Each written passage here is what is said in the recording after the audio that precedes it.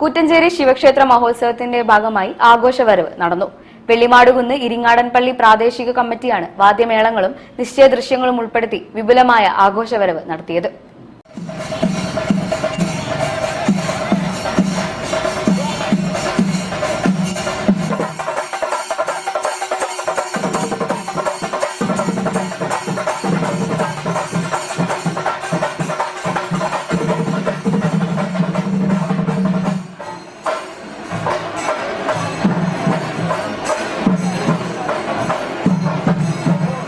കൂറ്റഞ്ചേരി ശിവക്ഷേത്ര മഹോത്സവത്തോടനുബന്ധിച്ച് വെള്ളിമാടുകുന്ന് ഇരിങ്ങാടൻപള്ളി പ്രാദേശിക കമ്മിറ്റിയുടെ ആഭിമുഖ്യത്തിൽ പ്രൗഢഗംഭീരമായ ആഘോഷവരവ് നടത്തി.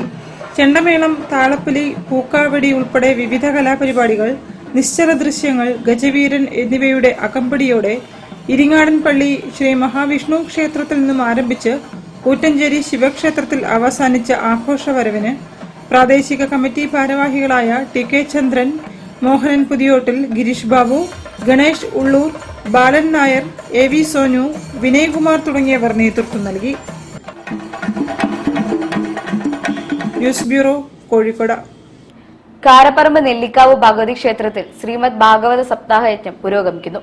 ബ്രഹ്മശ്രീ പാലാഞ്ചേരി നവീൻ ശങ്കർ നമ്പൂതിരിയാണ് യജ്ഞാചാര്യൻ.